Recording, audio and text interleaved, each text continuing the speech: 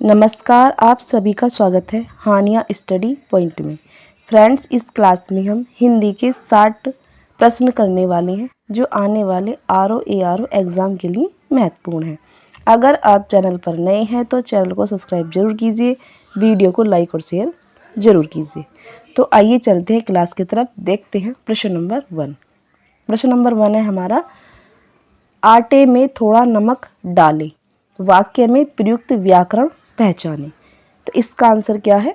इसका आंसर है option A, अनिश्चित परिमाणवाचक। आगे देख लेते हैं। प्रश्न नंबर हमारा 2।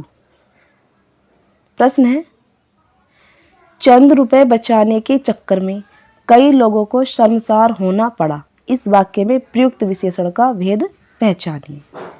ऑप्शन ए निश्चित परिमाणवाचक, ऑप्शन बी निश्चित संख्यावाचक, ऑप्शन सी विभाग बोधक, ऑप्शन डी अनिश्चित संख्यावाचक। तो इसका आंसर ऑप्शन डी। आगे देख लेते हैं। प्रश्न नंबर है हमारा 3। प्रश्न है, भारत की सबसे चौड़ी नदी ब्रह्मपुत्र तथा सबसे लंबी नदी गंगा है, वाक्य में प्रयुक्त शब्द सबसे क्या है? ऑप्शन ए प्रविशेषण, ऑप्शन बी विशेषण, ऑप्शन सी क्रिया विशेषण, ऑप्शन डी विशेष्य। तो इसका आंसर ऑप्शन ए प्रविशेषण। आगे देख लेते हैं। प्रश्न नंबर हमारा 4। प्रश्न है, चौथा व्यक्ति ज्यादा होशियार है, इस वाक्य में चौथा क्या है? ऑप्शन ए क्रिया विशेषण, ऑप्शन बी गुणवाचक विशेषण, ऑप्शन सी संख्यावाचक विशेषण, ऑप्शन डी उपयुक्त तीनों। तो इसका आंसर ऑप्शन सी संख्यावाचक विशेषण। आगे देख लेते हैं। प्रश्न नंबर हमारा 5।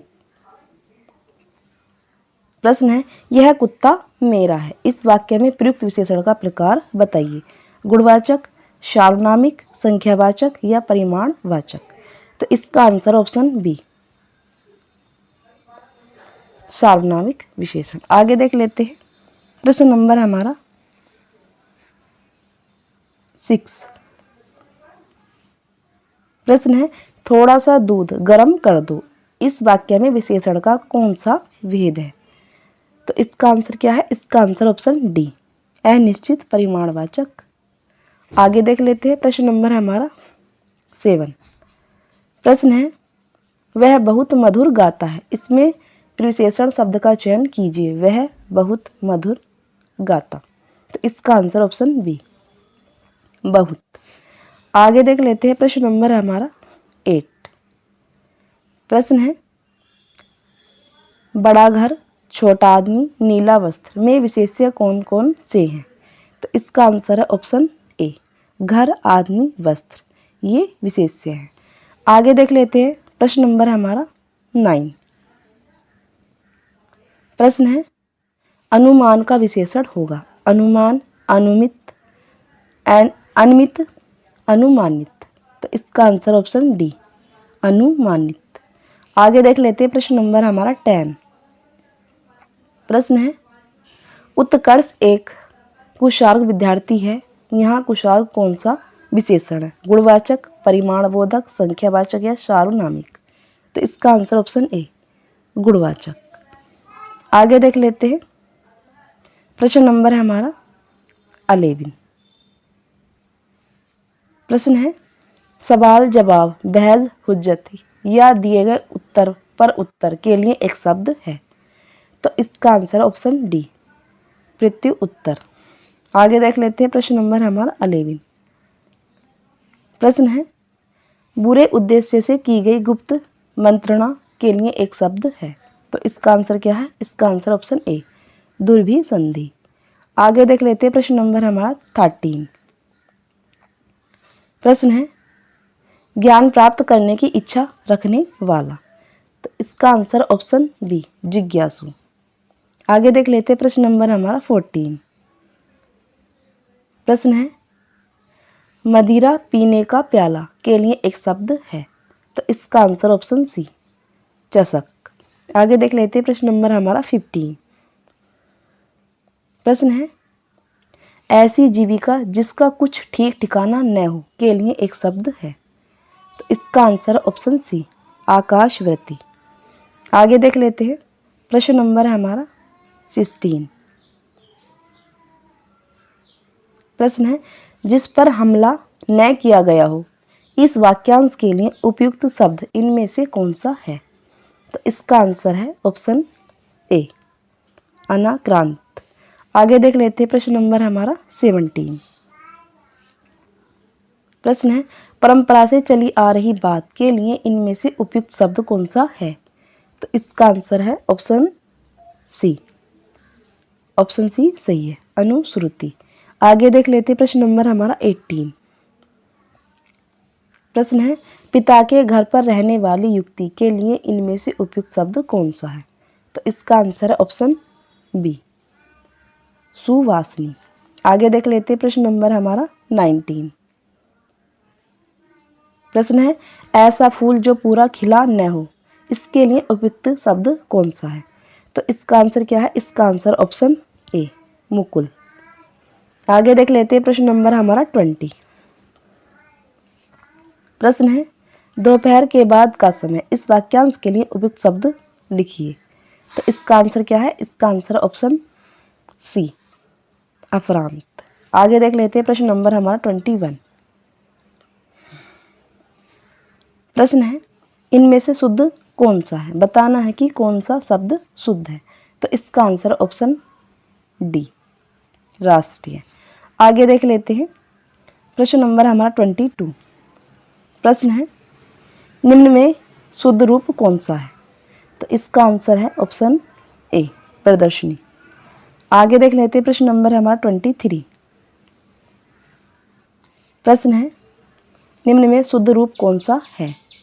तो इसका आंसर है ऑप्शन ए, हतोत्साह। आगे देख लेते हैं प्रश्न नंबर हमारा 24। प्रश्न है, शुद्ध वर्तनी वाला शब्द है। तो इसका आंसर क्या है? इसका आंसर ऑप्शन सी, मानवीकरण। आगे देख लेते हैं प्रश्न नंबर हमारा 25। प्रश्न है, निम्नलिखित में से कौन सा शब्द शुद्ध है? तो इसका आंसर ऑप्शन सी, अधिशासी। आगे देख लेते हैं प्रश्न नंबर हमारा 26। प्रश्न है, विधि का विलोम शब्द कौन सा है? तो इसका आंसर क्या है? इसका आंसर ऑप्शन सी, निषेध। आगे देख लेते हैं प्रश्न नंबर हमारा 27। प्रश्न है, निम्नलिखित में से कौन सा शब्द कृत्रिमिक का विलोम है? तो इसका आंसर है ऑप्शन ए, प्राकृतिक। आगे देख लेते हैं प्रश्न नंबर हमारा 28। प्रश्न है, अर्वाचीन का विलोम शब्द क्या है? तो इसका आंसर ऑप्शन बी, प्राचीन। आगे देख लेते हैं प्रश्न नंबर हमारा 29। प्रश्न है, निम्नलिखित में से कौन सा शब्द आरोह का विलोम है? तो इसका आंसर ऑप्शन बी, अवरोह। आगे देख लेते हैं प्रश्न नंबर हमारा 30। प्रश्न है, ज्योति का विलोम शब्द क्या है? तो इसका आंसर है ऑप्शन सी। आगे देख लेते हैं प्रश्न नंबर हमारा 31। प्रश्न है, अगम का विलोम शब्द क्या है? तो इसका आंसर है ऑप्शन सी, सुगम। आगे देख लेते हैं प्रश्न नंबर हमारा 32। प्रश्न है, निम्नलिखित में से कौन सा शब्द कृपण का विलोम है? तो इसका आंसर क्या है? इसका आंसर ऑप्शन डी, दानी। आगे देख लेते हैं प्रश्न नंबर हमारा 33। प्रश्न है, संधि का विलोम शब्द है। तो इसका आंसर ऑप्शन बी, विग्रह। आगे देख लेते हैं प्रश्न नंबर हमारा 34।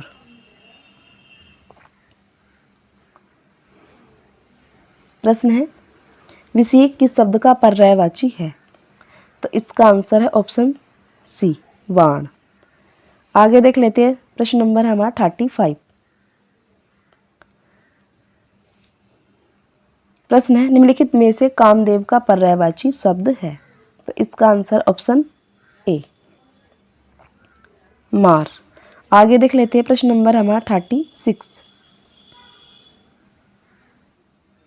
प्रश्न है, निम्नलिखित में से केतु का पर्यायवाची नहीं है। तो इसका आंसर क्या है? इसका आंसर ऑप्शन बी, ग्रह। पताका, झंडा, निशान, ये सारे केतु के पर्यायवाची हैं। आगे देख लेते हैं प्रश्न नंबर हमारा 37। प्रश्न है निम्नलिखित में से मीन का समानार्थी है। तो इसका आंसर ऑप्शन बी, झक। आगे देख लेते हैं। नेक्स्ट प्रश्न हमारा 38। प्रश्न है निम्नलिखित में से खर का पर्यायवाची शब्द नहीं है। तो इसका आंसर क्या है? इसका आंसर ऑप्शन डी,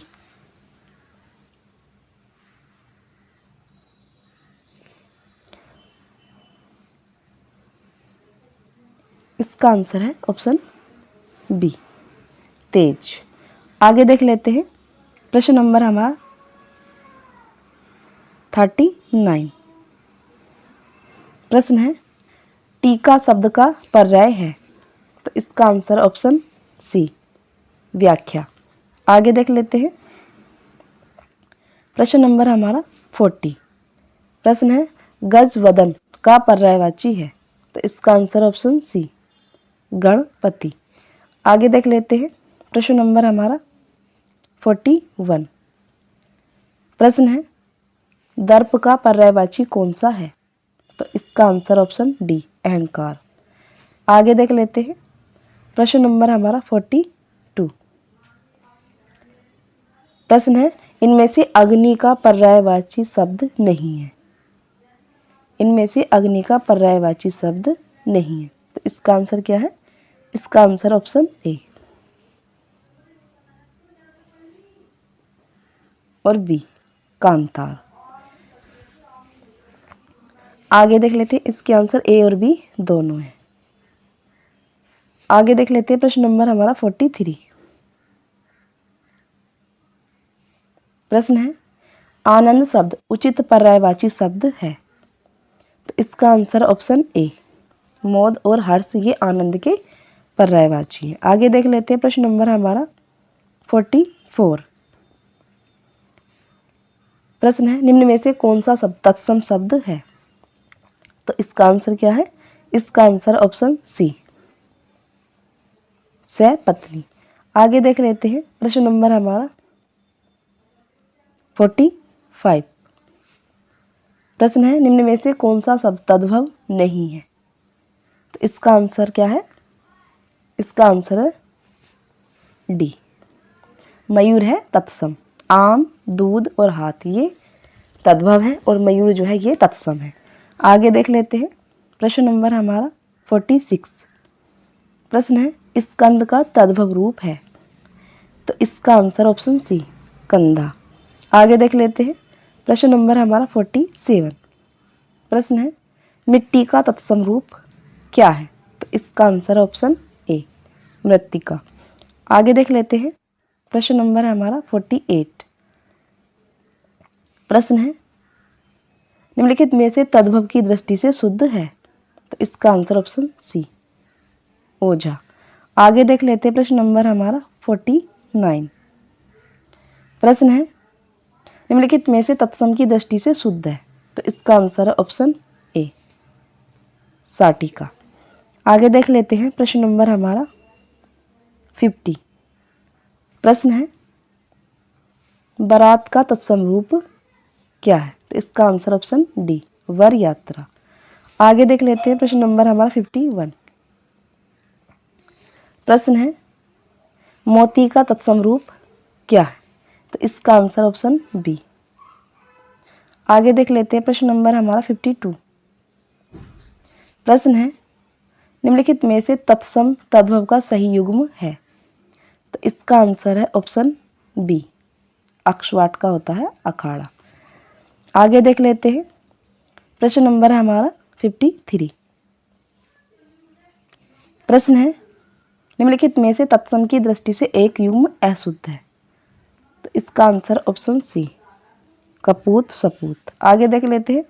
प्रश्न नंबर हमारा 54। प्रश्न है निम्नलिखित में से सही वाक्य की पहचान कीजिए।